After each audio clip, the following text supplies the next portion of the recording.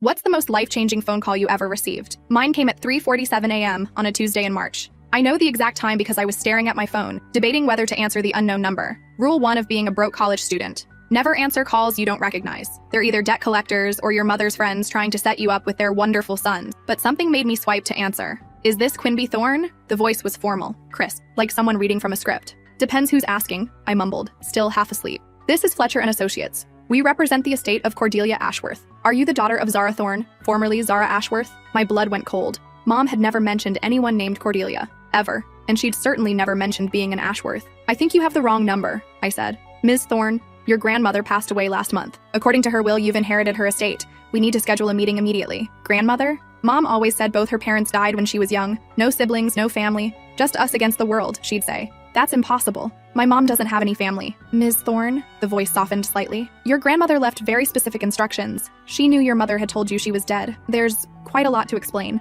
I sat up in my tiny dorm room, suddenly wide awake. What kind of estate are we talking about? I asked. $17 million. And a house. The room started spinning. 17 million? We'd been living on ramen and hope for years. Mom worked 3 jobs just to keep me in school. Why now? If she's been alive this whole time, why reach out after she's dead? Your grandmother was estranged from your mother, but she's been watching you, paying for things. Your scholarship to university? That wasn't merit-based. My scholarship. My full ride to the most expensive private school in the state. I'd always wondered how I'd beaten out thousands of applicants. She paid for my school, among other things. Ms. Thorne, there are conditions to the inheritance. You must come to Willowbrook immediately, alone, and you cannot tell your mother about this call. Why can't I tell Mom? Silence stretched across the line. Because your mother isn't who you think she is. And neither are you. The lawyer gave me an address in Willowbrook, a town I'd never heard of, 3 hours north. Said I had 48 hours to decide or the money would go to charity. After hanging up, I stared at my phone for an hour. Then I called Mom. Honey, it's almost 5 a.m. Is everything okay? Mom, who is Cordelia Ashworth? The silence that followed told me everything. Where did you hear that name? Her voice had changed completely. Gone was my warm, loving mother. This voice belonged to a stranger. Someone called about her estate. Said she was my grandmother. Pack your things, now, we're leaving town. What? Mom, what's going on? Just do it, Quinby. We have maybe an hour before they realize I know. Before who realizes? Before what? That's when I heard it. Cars pulling up outside my dorm, multiple engines, footsteps in the hallway. Someone knocked on my door. Quinby Thorne, we need to talk. I looked out my window. Black SUVs surrounded the building. Men in suits stood at every exit. Mom, I whispered into the phone. I think it's too late. The knocking became pounding. Quinby, listen to me very carefully. Mom's voice was urgent now. Whatever they tell you, whatever they show you, remember this. Everything you think you know about our family is a lie. Trust no one. And whatever you do, the door exploded inward. Don't let them take you to Willowbrook. 3 men in expensive suits stepped through the splintered doorframe. The one in front had silver hair and cold blue eyes that seemed to catalog everything about me in seconds. Ms. Thorne, he said calmly, as if breaking down doors was part of his daily routine. I'm Detective Garrison with the state police. We need you to come with us. Where's your warrant? I clutched my phone tighter, Mom's voice still a whisper in my ear. He smiled, the kind of smile that never reached his eyes. This isn't that kind of visit. Your grandmother's estate requires immediate attention. There are security concerns. My grandmother is dead. I backed toward my window, calculating the drop to the grass below. 3 stories. Probably survivable if I aimed for the bushes. Ms. Thorne, the second man spoke up. He was younger, nervous. There are things about your family you don't understand. People who want to hurt you. People like you. We're here to protect you, Garrison said. Cordelia Ashworth made many enemies during her lifetime. Word of your inheritance has already leaked. Do you really want to find out what happens to a 20-year-old girl with $17 million and no protection? I pressed the phone closer to my ear. Mom's voice was barely audible now. Baby, can you hear me? Yes, I whispered. Whatever happens, don't sign anything. Don't trust anyone who claims to know what's best for you. And remember, Garrison snatched the phone from my hand and crushed it under his heel. Enough games. You're coming with us. Am I under arrest? Not yet. The third man stepped forward. He was massive, built like a linebacker, with scars across his knuckles that told stories I didn't want to hear. Let's make this easy, he rumbled. I grabbed my emergency backpack, the one Mom had taught me to keep packed since I was 12. Back then, I thought it was paranoia. Now I realized it was preparation. Fine, but I'm driving myself, Garrison laughed. I don't think so. Your car might have mechanical problems on the way to Willowbrook. There it was. They were taking me exactly where Mom said not to go. I'm not going to Willowbrook. Yes, Garrison said, nodding to the linebacker. You are. The big man moved faster than someone his size should. He grabbed my arm, but I'd spent 4 years in self-defense classes after a particularly bad night when Mom came home with bruises she wouldn't explain. I drove my elbow into his solar plexus and stomped on his instep. He doubled over, gasping. I sprinted for the window. The younger man caught me just as I reached the sill. Please don't make this harder than it needs to be. Get off me! Quinby, stop. I'm trying to help you. Something in his voice made me pause. While Garrison and the linebacker felt like predators, this one seemed different. Scared, maybe. Who are you really? I asked. My name is Tobias Fletcher. I'm Cordelia's lawyer. The real one. The person who called me wasn't me. Someone's been intercepting communications meant for you. He glanced nervously at Garrison. Your grandmother left specific instructions. You were supposed to have choices. These men are not part of the plan. Garrison straightened, his facade slipping. Enough, Fletcher. She comes with us now. Under whose authority? Tobias stepped between us. Mine. Garrison pulled out a badge, but not a police badge. This one had a symbol I didn't recognize. Some kind of tree with twisted branches. Tobias went pale. The syndicate. Cordelia said you might come. What's the syndicate? I asked. The people your grandmother spent 30 years hiding from, Tobias whispered. The people your mother ran from when she was pregnant with you. The linebacker had recovered enough to block the door. Garrison pulled out his phone and made a quick call. Yes, we have her. Bring the car around and prep the facility. Facility? That didn't sound like a law office. Tobias, I said quietly. What did my grandmother really do? She discovered something she shouldn't have. About the town. About the families who run everything. She tried to expose them. Expose what? Garrison ended his call. Nothing that concerns you anymore. You're about to become very rich and very quiet about family business. And if I refuse? His smile returned. Girls with your background rarely live long enough to spend their inheritance anyway. Terrible accident rates among young women who ask too many questions. That's when I understood. This wasn't about money. This was about silencing whatever secrets my grandmother had tried to tell. Tobias, I said, backing toward my desk. How long have you known about me? Your grandmother hired me when you were born. She's been protecting you from a distance ever since. Protecting me from what? The truth about Willowbrook. About what really happened to the other families who tried to leave. I reached into my desk drawer and pulled out the one thing Mom had given me when I started college. A small silver locket that belonged to her mother. The mother she'd told me was dead. Inside was a photo I'd never really looked at. A woman who looked exactly like me, standing in front of a massive house. On the back, someone had written, Willowbrook Estate, 1987, before everything changed. This is her. I breathed. This is Cordelia. Tobias nodded. She wanted you to have that. It's the only photo she kept. Garrison's patience was clearly running out. We're leaving. Now. Wait. I studied the photo more carefully. In the background, barely visible, was a man in a suit. A man with silver hair and cold blue eyes. A man who looked exactly like Garrison, just 30 years younger. You know her, I said slowly. You knew my grandmother personally. Garrison's expression shifted. For just a moment, something that might have been pain flickered across his features. She was my wife. The room went silent. Your wife? Tobias stammered. Before she became Cordelia Ashworth. Before she started asking questions about things that were none of her business. Before she stole my daughter and disappeared. My legs felt weak. Your daughter? Zara? Your mother? He stepped closer. Which makes you my granddaughter? The world tilted. This man, this cold, threatening man, was my grandfather? That's impossible. Mom said her parents were dead. To her, I was. The day she learned what I really did for a living, what this family really was. His voice softened, just slightly. Cordelia convinced her I was a monster, that the only way to protect you was to run. Are you? I asked. A monster? He was quiet for a long time. That depends on your definition. I've done terrible things to protect this family, to protect this town, to protect secrets that would destroy a lot of innocent people if they came to light. What secrets? Come to Willowbrook with me. Let me show you what your grandmother was really trying to expose. Let me show you why she was wrong. Tobias grabbed my arm. Quimby, don't. Once you go there, once you see what's in that house, you can never leave. That's why your mother ran. That's why Cordelia spent her final years planning your escape route. Escape route? The money? The inheritance? It was meant to give you options. To let you disappear completely if you chose. She knew they'd come for you eventually. Garrison pulled out a set of keys. Your grandmother left you a choice, it's true. Come willingly and learn the truth about your family. Or spend the rest of your very short life running from it. And if I come with you, you take your place in the family business. You honor the commitments your grandmother made, and you live a very comfortable, very protected life. Doing what? What Ashworths have always done. Whatever it takes to keep Willowbrook safe. I looked at the photo again. Cordelia looked so young, so hopeful. What had changed between 1987 and now? Show me, I said finally. Tobias looked stricken. Quimby, no. Show me what's so important that my grandmother spent 20 years hiding from it. Show me what my mother was so afraid of that she'd rather live in poverty than come home. Garrison nodded to his men. Bring the car around, we're going home. As they escorted me from the building, I caught sight of my reflection in the lobby mirror. For the first time, I could see it. The resemblance to the woman in the photo. The same dark hair, the same stubborn chin, the same look of someone about to walk into a trap. 20 minutes later, we were on the highway heading north. Tobias rode in the passenger seat, constantly checking his phone. The linebacker, who'd introduced himself as Bruno, drove while Garrison sat beside me in the back. Tell me about my mother, I said as we passed the city limits. Zara was spirited, like you, like Cordelia. Garrison stared out the window. She believed in fairness, in justice, noble concepts that don't always align with necessity. What's that supposed to mean? Sometimes, to protect the many, you have to sacrifice the few. Your mother never understood that concept. Give me an example. He was quiet for several miles.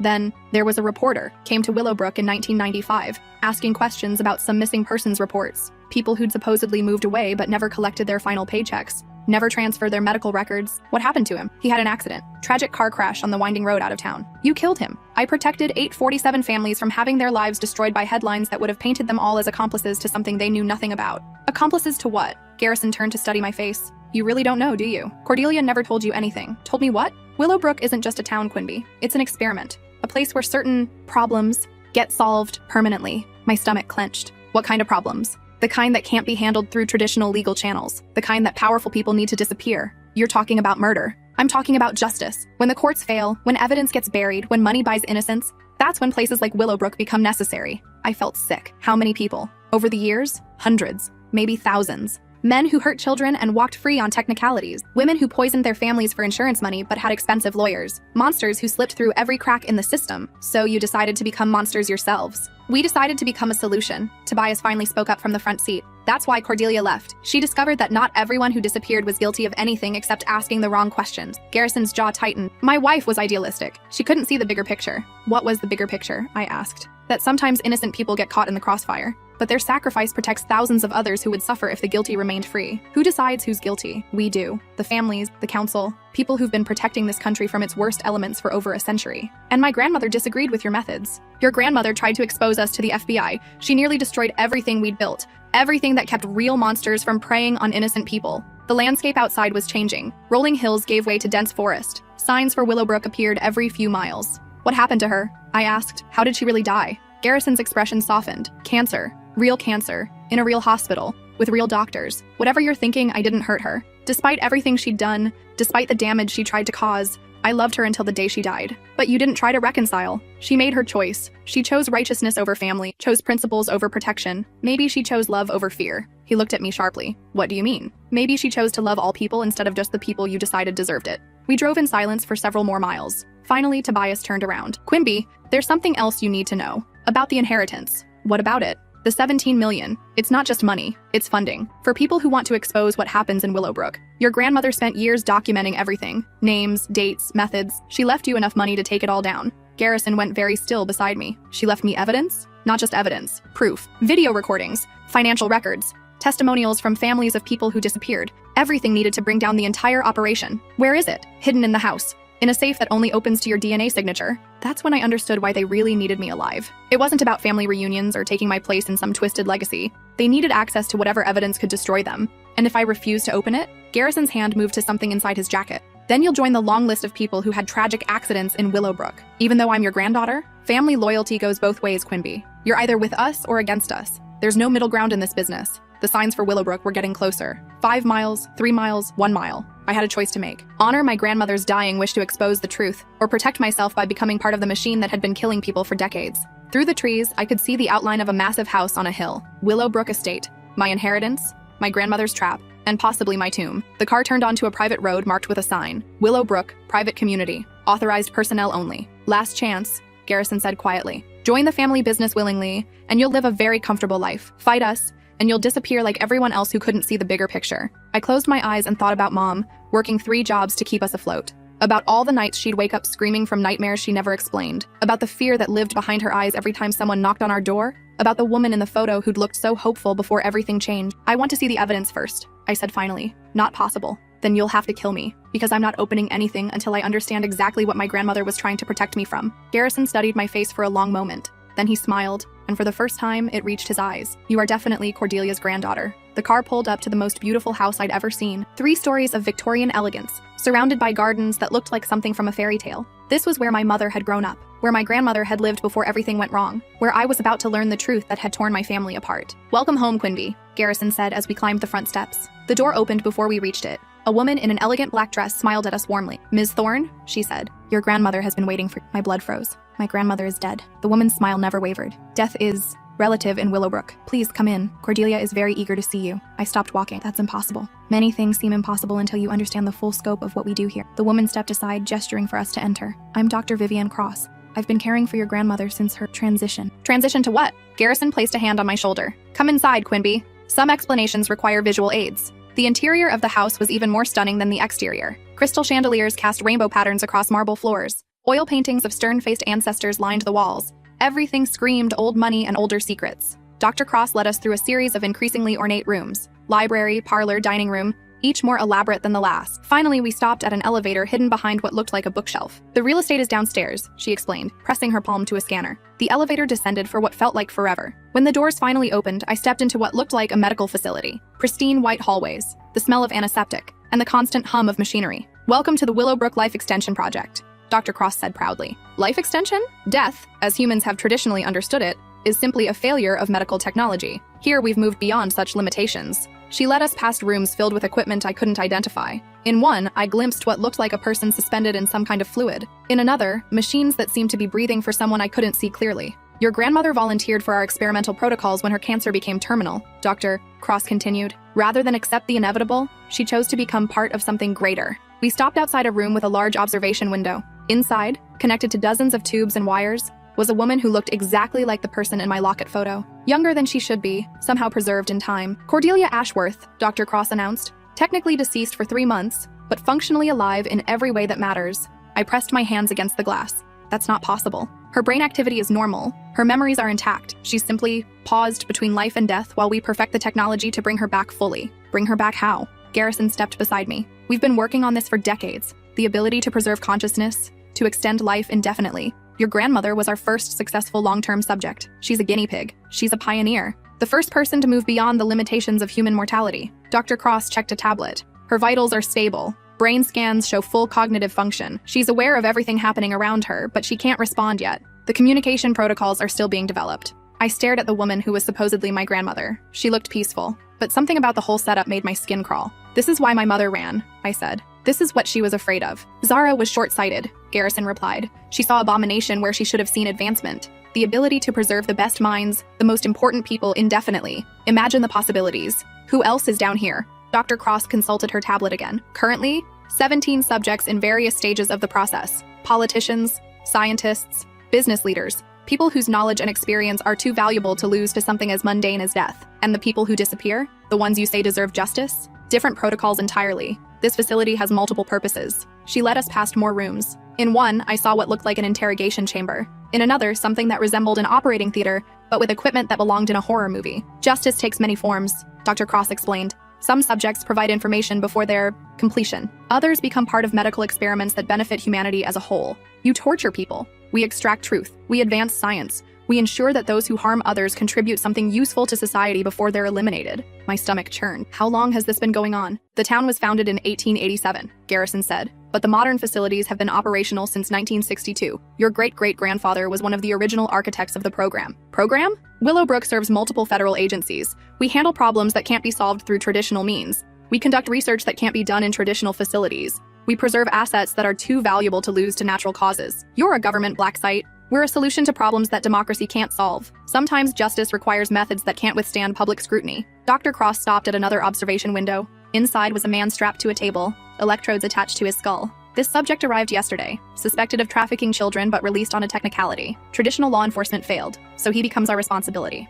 "What will you do to him?" "Extract information about his network, identify other predators, then ensure he never hurts another child. By killing him, by repurposing him, his organs will save lives. His brain tissue will advance our research. His death will prevent countless others." I watched the man struggle against his restraints. He looked terrified, desperate. Whether he was guilty of what they claimed didn't matter. What they were doing was wrong. "I want to see my grandmother," I said. "Alone." Dr. Cross glanced at Garrison, who nodded. 5 minutes. The room is monitored, so don't try anything foolish." They led me into Cordelia's room. Up close, she looked even more like the photo. The same bone structure, the same delicate features, but her skin had an artificial quality, like she was made of wax. I sat beside her bed. The machines hummed quietly, keeping her suspended between worlds. "Grandmother?" I whispered. "Can you hear me?" For a moment, nothing happened. Then her eyes moved, just slightly, but enough to focus on my face. "I'm Quinby, Zara's daughter, your granddaughter." Her eyes widened slightly. I thought I saw recognition there. "Mom said you were dead. She's been protecting me from all this." I gestured around the room, but now they want me to be part of it. They want me to open some safe that only I can access. Cordelia's eyes moved again, this time toward a small panel on the wall I hadn't noticed before.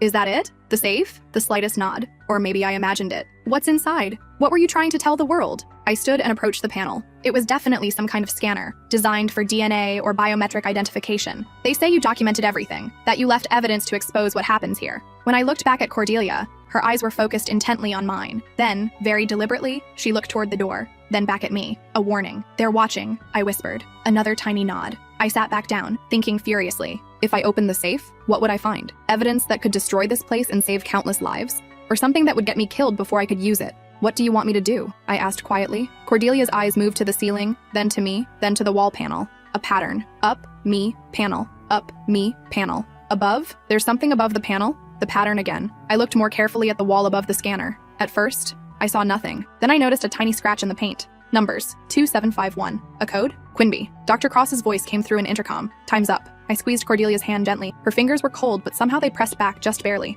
I understand, I whispered. When I rejoined the others, Garrison was studying my face carefully. Did she respond to you? No, she just looked at me. It was heartbreaking. The preservation process affects some neural pathways, Dr. Cross explained, but her core personality is intact. When we perfect the revival protocols, she'll be exactly as she was before the cancer. And if I open the safe, what happens to her? That depends on what's inside, Garrison said, and what you choose to do with it. We took the elevator back upstairs. The transition from the sterile medical facility to the elegant Victorian rooms was jarring, like stepping between two different worlds. I need some time to think, I said. Of course. This is your home now. Explore, get comfortable. But understand, once you've seen what you've seen, you can never leave. Too many secrets, too much sensitive information. And if I try? The same thing that happens to everyone who tries to leave Willowbrook with unauthorized knowledge. A tragic accident on the winding mountain roads. Tobias, who'd been silent since we arrived, finally spoke up. Quinby, may I show you to your room? Your grandmother prepared it specially for you. Garrison nodded approval, and Tobias led me up a grand staircase to the second floor. The hallway was lined with family portraits going back generations. All the faces looked similar.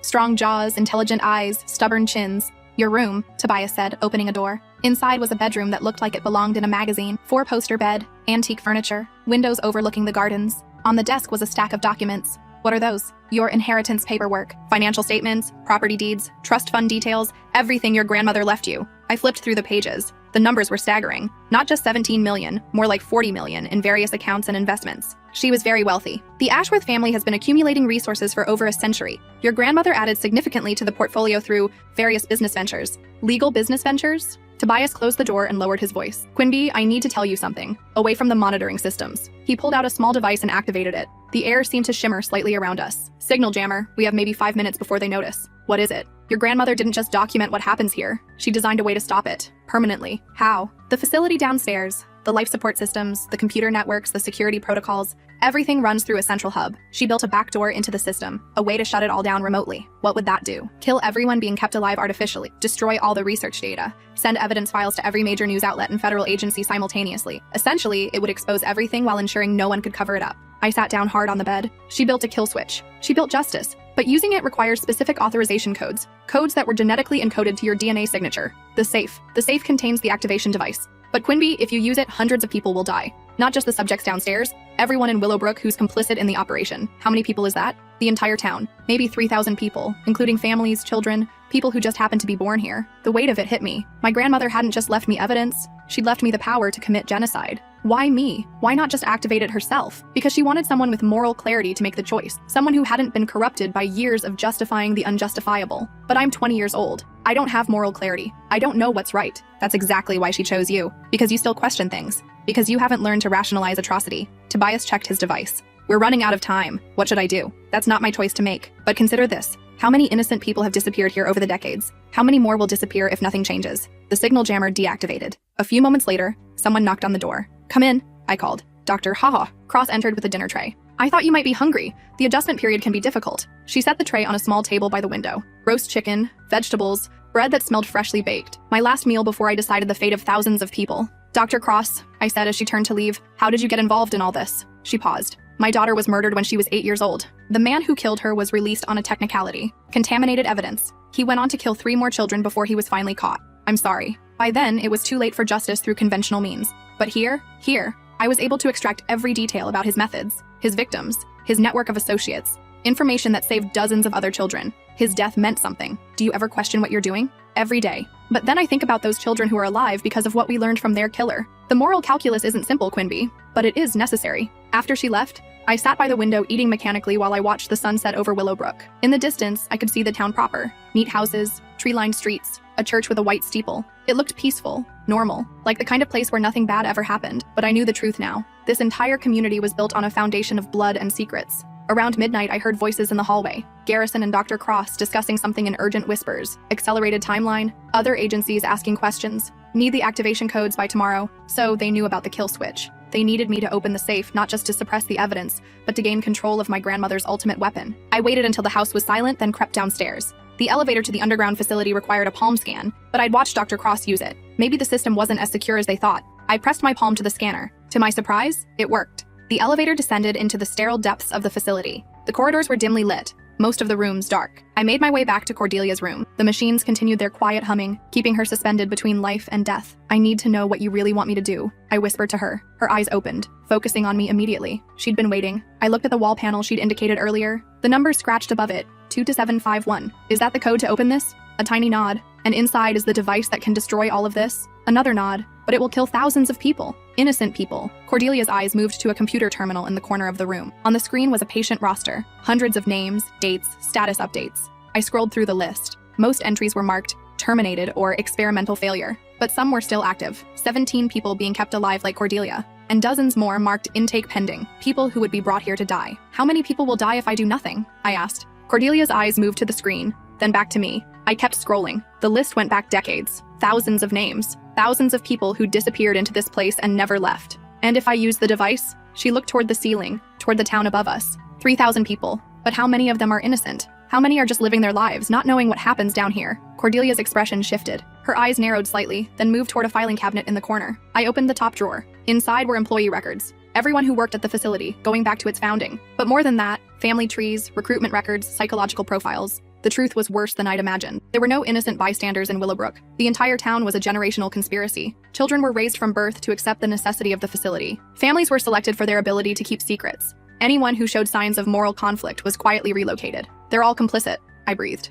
Cordelia managed the slightest nod. I looked through more files. Birth certificates, education records, marriage licenses, all carefully controlled to maintain the genetic and psychological profiles necessary for the operation. Willowbrook wasn't just a town, it was a breeding program for perfect killers. Even the children? Cordelia's eyes moved to another section of files. I found what she was indicating. Educational curricula for the local schools. Children as young as 6 were being taught that some people deserved to die. By age 12, they were touring the facility. By 16, they were participating in interrogations. My mother escaped this. A nod, followed by Cordelia looking toward a photograph on her bedside table. A picture of a young woman with a baby. Mom and me, when I was maybe 6 months old. You helped her get away. Another nod. And now you want me to finish what you started. Cordelia's eyes closed for a long moment. When they opened, they were filled with something that might have been tears. I understood. This wasn't about revenge or justice or even stopping the killing. This was about love. The love of a grandmother for a granddaughter she'd never been allowed to know. The love of a mother for a daughter who'd been forced to run. The love of a woman for all the innocent people who would suffer if this place continued to exist. I'll do it, I whispered. I approached the wall panel and entered the code.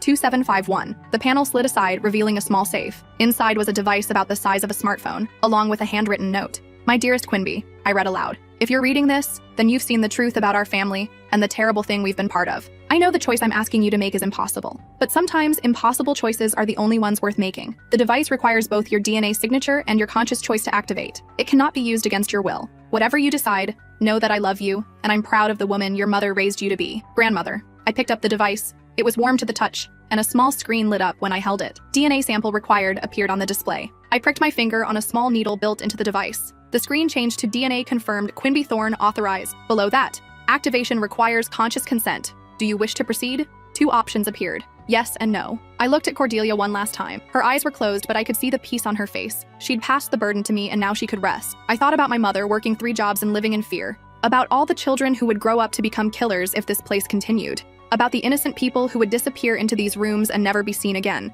About the choice between certain death for 3,000 guilty people and continued death for countless innocent ones. I pressed yes. The device hummed to life. Alarms began blaring throughout the facility. Emergency lights bathed everything in red. System shutdown initiated, the device announced. Evidence transmission beginning, life support termination in 60 seconds. I heard footsteps running in the corridors, shouts of panic and confusion. Cordelia's eyes opened one last time. She looked at me and smiled, actually smiled. Then her eyes closed as the machines around her went silent. The facility shook as systems began shutting down. Water pipes burst. Electrical conduits sparked. The carefully maintained environment that had kept this place hidden for decades was destroying itself. I ran for the elevator, but it was already non-functional. Emergency stairs. There had to be emergency stairs. I found them just as the lights went out completely. In the darkness, I climbed toward the surface while the building collapsed behind me. I emerged into the Victorian house as the sun was rising. Through the windows, I could see smoke rising from various points around Willowbrook. The device had been thorough. Every government building, every facility connected to the operation, every computer system that contained evidence was simultaneously destroying itself and transmitting its contents to the outside world.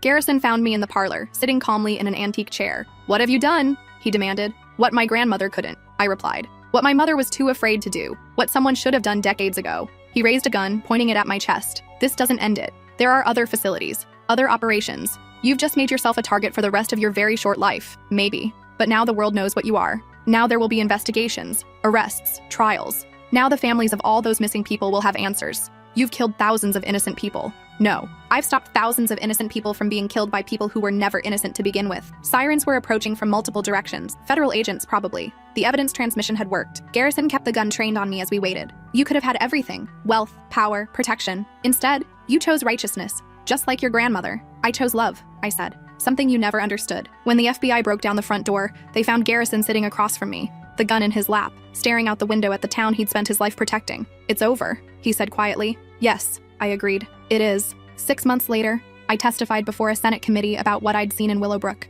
The trials are still ongoing. Hundreds of people have been arrested. Dozens of government officials have resigned. The $17 million turned out to be real, as did the rest of my inheritance. I've used most of it to establish a foundation for families of missing persons. Mom finally told me the whole truth about our family, about the nightmares that had haunted her for 20 years. We live in a small house now, far from Willowbrook. Sometimes I wake up wondering if I made the right choice. 3,000 people died because of what I did. But then I think about all the people who are alive because I did it. In my dreams, I see Cordelia as she was in that final moment, peaceful, proud, free. And I know that sometimes the hardest choices are the ones that let us sleep at night. The phone calls still come occasionally. Unknown numbers, threatening voices, promises of revenge, but they don't scare me anymore. I learned something important in Willowbrook. Some secrets are too terrible to keep, some legacies too poisonous to inherit, and some choices too important to leave to someone else. My grandmother gave me the power to end a nightmare that had lasted for generations, and I used it.